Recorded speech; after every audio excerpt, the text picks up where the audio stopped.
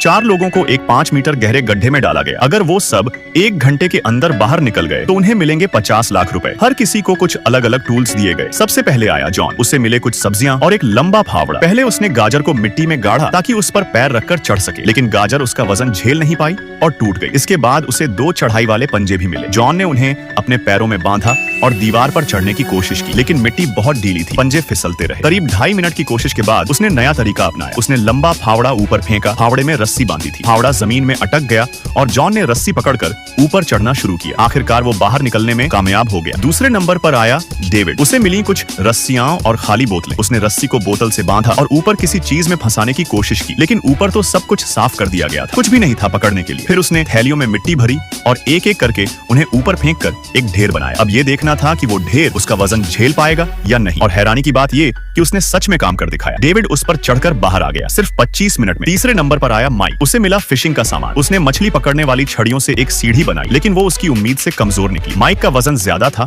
और छड़ियां टूट गईं। फिर उसने एक और बैग खोला जिसमें एक हवा भरने वाली नाव थी। उसने नाव में हवा भरकर उसे खड़ा किया और उस पर चढ़ने की कोशिश की, लेकिन नाव बहुत नरम और फिसलन भरी थी। तब उसने नाव को उल्टा कर दिया और जैसे ही वो चढ़ा, नाव थोड़ी सीधी हो गई और माइक उस पर चढ़कर धीरे धीरे बाहर निकल आया। आखिरी में आई एमा। उसके हाथ में चोट थी, इसलिए उसे बस एक चम्मच दिया गया। एमा ने चम्मच से मिट्टी खोदनी शुरू की और गिरती मिट्टी को नीचे इकट्ठा किया ताकि वो उस पर चढ़ सके, लेकिन 1.5 घंटे तक खोदने के बाद भी वो बाहर नहीं निकल पाई। फिर भी उसकी कोशिश देखकर शो वालों ने चारों को मिलाकर 25 लाख रुपए दे दिए। अब तुम बताओ, क्या तुम में इस गड्ढे से बाहर निकलने का दम है?